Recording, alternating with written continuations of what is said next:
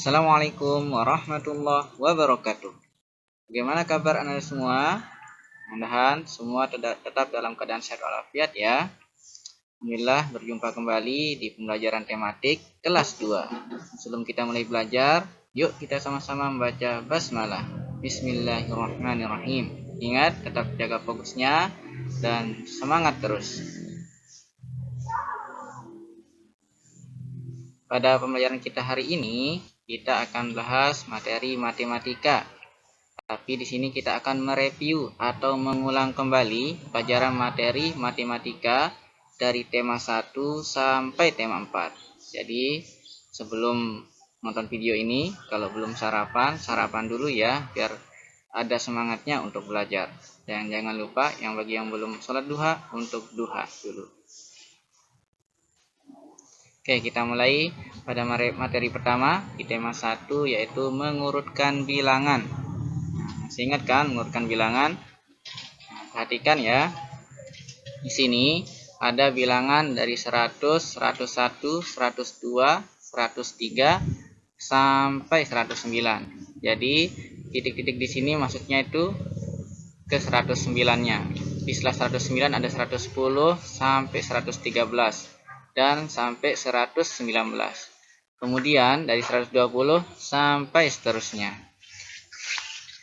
Nah, di sini ada beberapa bilangan yang akan kita urutkan dari yang terbesar ke yang terkecil, yaitu bilangan 124, 127, 123 dan 122. Jadi tugasnya yaitu mengurutkan dari yang terbesar ke yang terkecil. Nah, kita lanjutkan ya. Di sini kita cari yang terbesar, yaitu bilangan 127. Saya tulis ya, 127. Setelah 127, bilangan terbesar selanjutnya yaitu ya 124. Setelah 124 kira-kira yang mana? Ya 123. Yang terakhir yang belum ditulis, ya cakep, 122.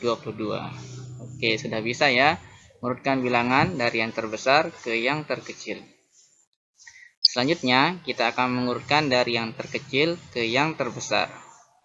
Bilangannya ada 124, 127, 123, dan 122.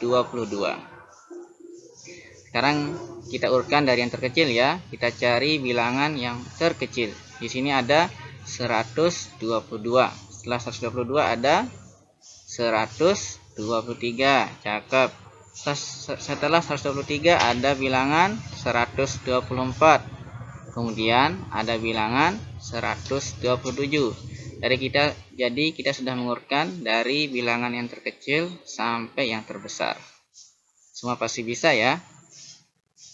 Kita lanjutkan ke nama dan lambang bilangan.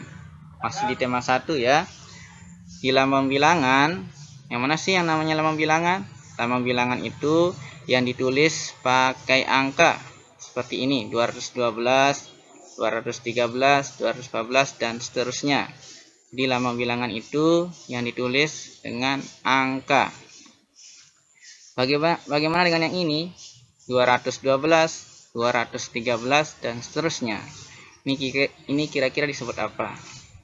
Ya, cakep. Ini disebut dengan nama bilangan. Jadi nama bilangan itu yang ditulis dengan huruf ya. Sekali lagi, nama bilangan itu ditulis dengan huruf seperti yang ini. Coba kita kerjakan soal yang di bawah. Jadi, kalau 220 ditulis apa ya? Nah, ini berarti lambang bilangannya. Kalau ditulis ke nama bilangan, jadinya seperti ini. Ditulis 220. Kalau 201 ditulisnya, nah yang ini berarti nama bilangan. Berarti ditulis ke lambang bilangannya. Jadi ditulis 201. 201. Kita lanjutkan ke nilai tempat. Masih ingat enggak yang mana namanya ratusan, mana yang namanya puluhan, dan mana yang namanya satuan? Kalau masih belum ingat, sekarang kita ingat bersama-sama ya. Mana yang namanya ratusan, puluhan, dan satuan. Di sini yang pertama di angka 3 ini ini disebut ratusan. Yang paling kiri ya, ini disebut ratusan. Jadi ditulis 300. Kemudian yang di tengah yaitu angka 5, ini disebut puluhan. Ditulisnya 50. Kemudian yang paling kanan ini disebut dengan satuan. Ditulisnya 2. Jadi ingat ya, yang paling kanan itu satuan. Kemudian setelah yang kirinya disebut puluhan. Kemudian yang paling kiri lagi disebut ratusan. Ingat cara menulisnya. Kalau yang ratusan ditulis 300, puluhan 50, satuan ditulis 2. Lanjut ke masih di bilangan cacah. Sini kita akan menulis bilangan cacahnya menjadi bentuk panjangnya. Jadi kalau yang di atas ini bentuk singkatnya, yaitu bilangan 352.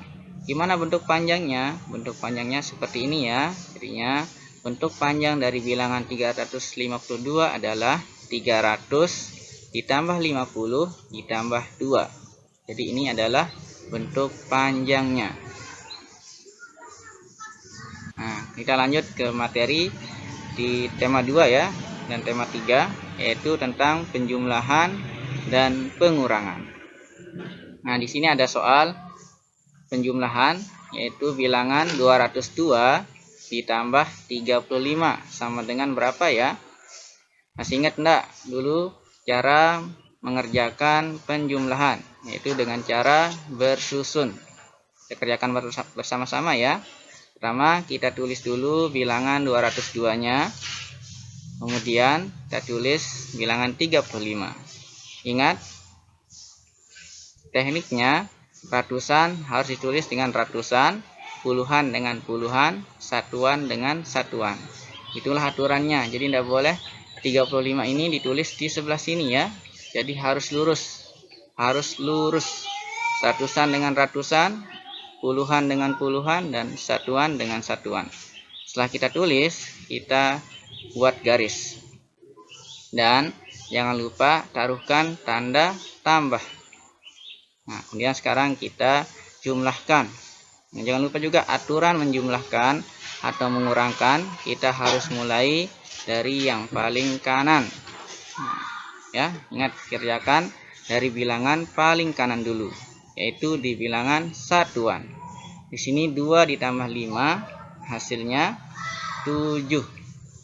0 ditambah 3 hasilnya bukan 0 ya, tapi 3. Jadi apapun yang ditambahkan dengan 0, hasil penambahannya itulah, atau nilai yang ditambahkan itulah hasilnya. Misalnya kalau di sini 0 ditambah 4, maka hasilnya 4 bukan 0. 0 ditambah 5 hasilnya 5, dan seterusnya. Jadi di sini 0 ditambah 3 hasilnya 3. 2, karena di sini tidak ada bilangan ratusannya, maka tidak ada penambahan. Jadi 2 langsung ditulis 2. Oke, kita lanjut ke operasi pengurangan. Di sini ada soal 268 dikurangi 135 sama dengan berapa ya? Caranya sama juga dengan cara penjumlahan, yaitu dengan cara bersusun. Kita kerjakan bareng-bareng ya. Tulis bilangannya 268 dan 135. Ingat tadi aturannya, ratusan dengan ratusan, puluhan dengan puluhan, dan satuan dengan satuan. Kita buatkan garis. Kemudian jangan lupa taruhkan tanda kurang. Kemudian aturan yang kedua yaitu mulai operasi hitung atau pengurangannya dari paling kanan ya.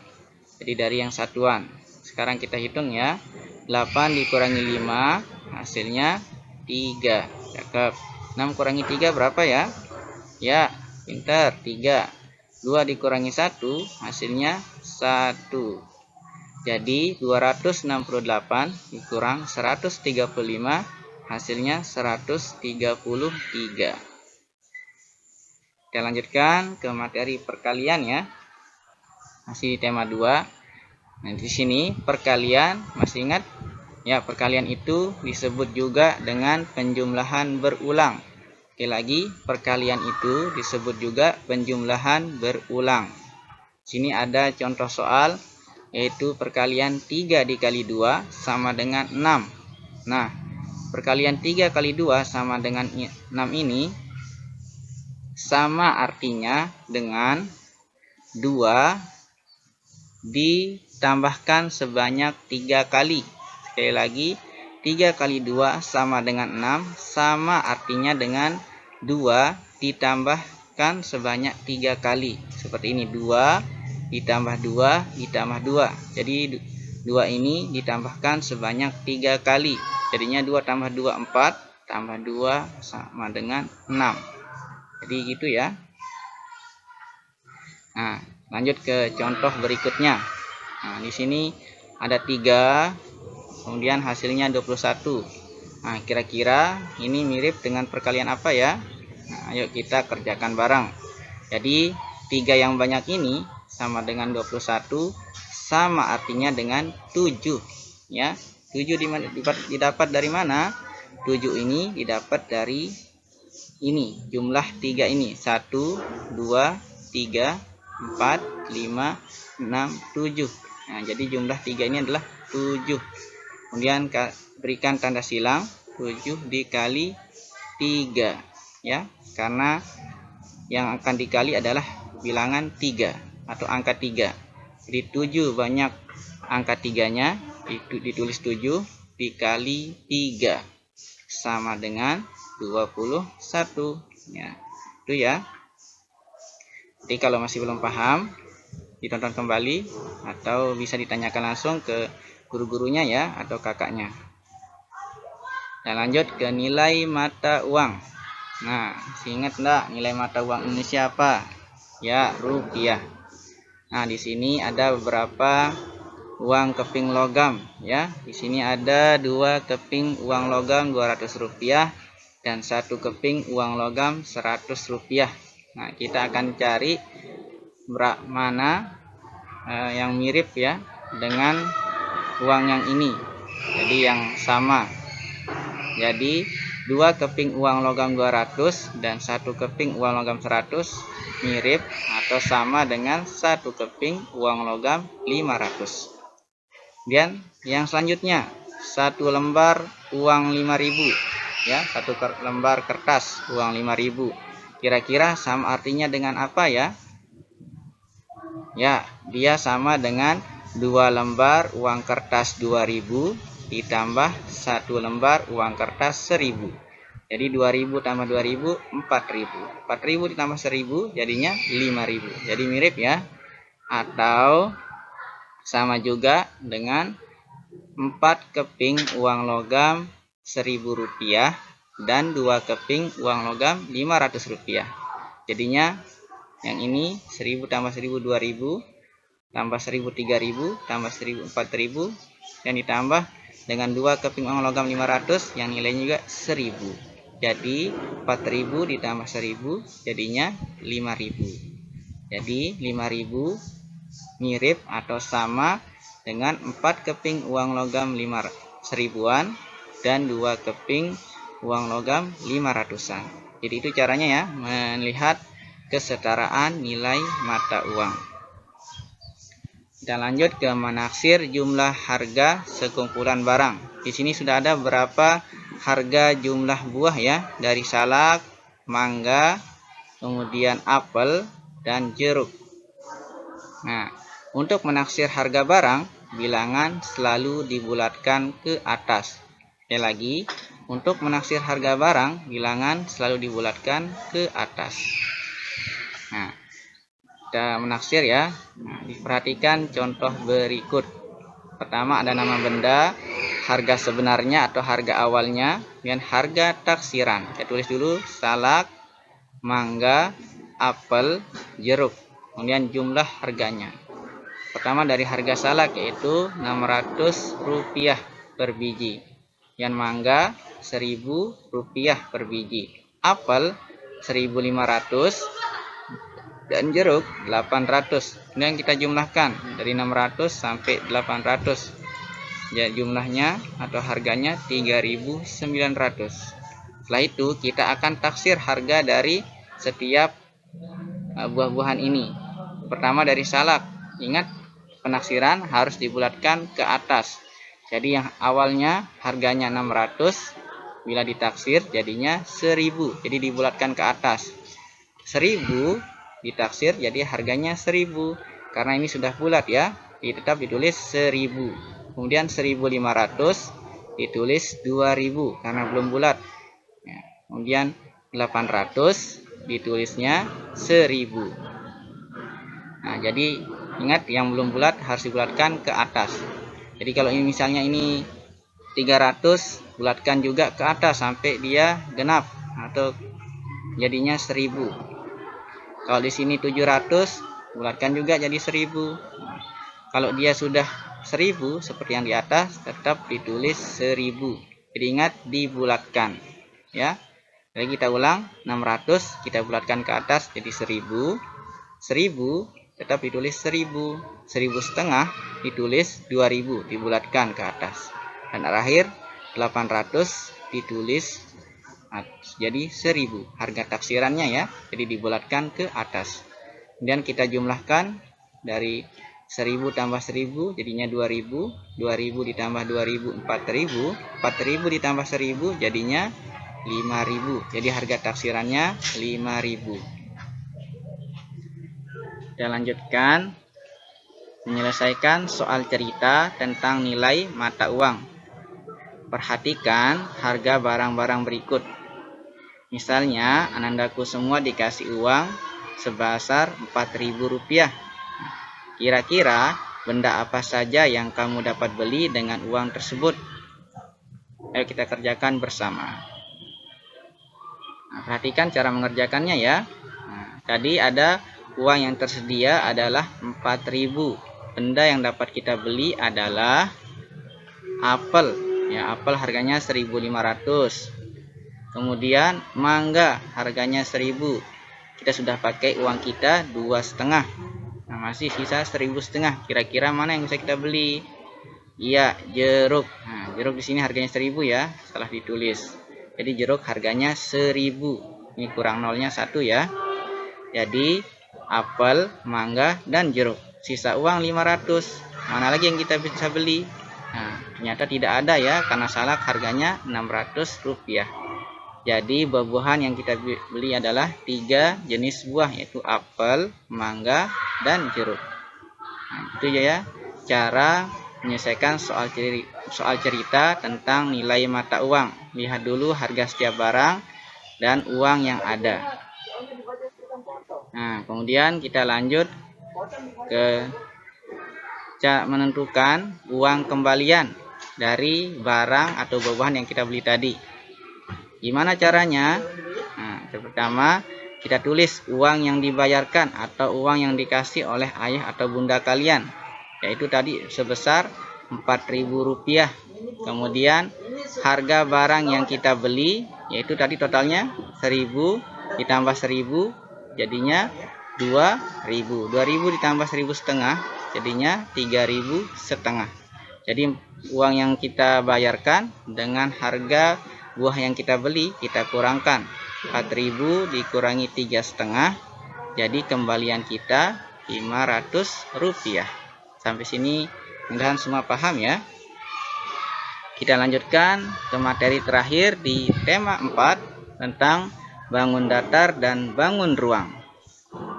Ini berada beberapa contoh bangun datar dan bangun ruang ya. Nah, di sini ada penggaris. Penggaris itu bentuknya ya seperti segitiga. Kemudian ada jendela dan ada buku. Nah, tadi penggaris bentuknya segitiga. Kemudian jendela bentuknya persegi panjang dan buku bentuknya segi empat. Masih banyak contoh yang lain ya yang ada di dekat kalian, yaitu contoh bentuk bangun datar. Ini hanya beberapa saja. Kita lanjutkan ke mengenal ciri-ciri bangun datar. Nah, di sini kita ambil bangun datar berbentuk segitiga. Ya. Di sini ciri-ciri yang pertama dari bangun datar adalah ada sisi. sisi itu ini ya, yang disebut dengan garis tepi, yaitu garis yang ini. Jadi ini sisi dari segitiga. Kemudian yang mana lagi? Ya, yang ini sisi. Kemudian sebelah sini. Ya, jadi segitiga mempunyai 3 sisi. 1, 2, 3. Jadi segitiga mempunyai 3 sisi. Selanjutnya ciri yang kedua dari bangun datar yaitu sudut. Nah, sudut itu ini ya yang bisa kita buat lingkaran. 1, 2, 3. Jadi ini yang disebut dengan sudut ya, yang bisa kita buat lingkaran. Ini juga disebut sudut dan ini disebut sudut. Jadi jumlah sudut segitiga yaitu 1, 2, 3. Yang terakhir, ciri dari bangun datar adalah titik sudut. Nah, yang diberikan tanda panah warna merah ini disebut titik sudut ya. Yang tajamnya keluar atau ke dalam itu disebut dengan titik sudut atau pertemuan antara dua sisi. Sisi yang sebelah sini dengan sisi yang di sebelah sini itu disebut dengan titik sudut. Kita cari lagi mana titik sudut yang lain? Ya, di sebelah sini. Nah, ini titik sudutnya. Yang terakhir yang mana? Ya, cakep. Yang di sebelah sini. Jadi, jumlah titik sudut pada segitiga adalah 1, 2, 3. Nah, tadi sudah tahu ya, ciri-ciri bangun datar ada 3, yaitu sisi, sudut, dan titik sudut. Terakhir, yaitu bangun ruang. Bangun ruang ada 2 contohnya di sini yang diberikan ya, yaitu kotak pensil. Kenapa kotak pensil disebut bangun ruang? Karena di dalamnya ada ruangan untuk menaruh pensil atau penghapus dan yang lainnya. Yang kemudian di sini kardus atau bentuknya seperti kubus ya. Nah, jadi itu contoh bangun ruang. Banyak juga contoh bangun ruang yang lain seperti lemari, ya, TV, kemudian meja, kulkas, dan lain sebagainya. Nah, sekarang kita akan mencari tahu ciri-ciri apa saja yang ada di bangun ruang. Nah, kita contoh di sini adalah bentuk kubus. Ciri yang pertama yaitu sisi. Nah, jadi sisi itu yang sebelah sini ya, yang ada di samping. Ya, ini disebut dengan sisi. Jadi kalau dibangun ruang bukan garisnya yang disebut sisi, tapi ini ya, yang datar ini yang disebut dengan sisi. Kemudian ciri yang kedua adalah rusuk. Nah, kalau dibangun datar, garis yang ini bangun ruang ini disebut dengan rusuk ya. Oke, lagi dibangun ruang, garis yang ini disebut dengan rusuk. Semua garis yang ada di sini disebut dengan rusuk. Ciri yang terakhir yaitu titik sudut ya, yang ditunjukkan oleh tanda panah warna ungu. Ini disebut dengan titik sudut. Jadi yang pojok-pojok ini disebut dengan titik sudut. Kita lanjutkan untuk yang terakhir. Sekarang kita tentukan jumlah sisi, rusuk, dan titik sudut dari bangun ruang berbentuk kubus ini. Kita kerjakan bareng-bareng ya. Pertama dari sisinya. Ingat sisi itu yang sebelah sini. Kemudian tadi rusuknya yang tanda merah ya, yang garis. Dan terakhir titik sudutnya yang ini ya, yang tajam keluar atau yang ke dalam disebut dengan titik sudut. Sekarang kita hitung bareng-bareng jumlah sisinya ya. Yang sebelah kanan ada 1, kiri 2, depan yang ini 3, yang belakang 3, yang depan kita 4, atas 5, bawah 6. Kalau bingung dengan ini bisa ambil kardus yang ada di rumahnya, kemudian hitung yang sisi yang sebelah kanan, kemudian sisi sebelah kiri, depan kalian dan belakang kalian. Sekali lagi kita hitung ya, 1, 2, 3, 4, 5, 6. Jadi jumlah sisi pada kubus adalah 6. Sekarang rusuknya. Nah, kalau rusuk tinggal kita hitung banyak garisnya. 1, 2, 3, 4, 5, 6, 7, 8, 9, 10, 11, 12. Jadi jumlah rusuk pada bangun ruang Kubus adalah 12. Yang terakhir titik sudut ya. Sekarang kita hitung bersama-sama jumlah titik sudutnya. 1, 2, 3, 4, 5, 6, 7, 8. Jadi jumlah titik sudut pada kubus adalah 8. Kalau masih bingung, disimak kembali videonya dan bisa ditanyakan langsung ke guru-guru kalian. Yang terakhir, sampai jumpa di video pembelajaran selanjutnya ya. Alhamdulillah kita sudah menyelesaikan pembelajaran kita hari ini untuk persiapan semesternya. Sekali lagi, kalau ada yang masih belum dipaham, boleh langsung ditanya ke guru-gurunya di sekolah atau kakaknya di rumah, minta bantuan kakaknya. Yang kedua, jaga terus ibadahnya di rumah ya. Tetap semangat untuk terus beribadah. Kemudian yang ketiga, makan yang cukup, jangan berlebihan ya, karena yang berlebihan itu tidak baik. Yang terakhir, berbaktilah kepada ayah bunda ananda solih solihah, karena berbakti itu adalah yang disukai oleh Allah Subhanahu wa taala. Berbakti bisa dengan mendengarkan nasihat ayah bunda dan membantu ayah bundanya di rumah. Sampai jumpa. Assalamualaikum warahmatullahi wabarakatuh.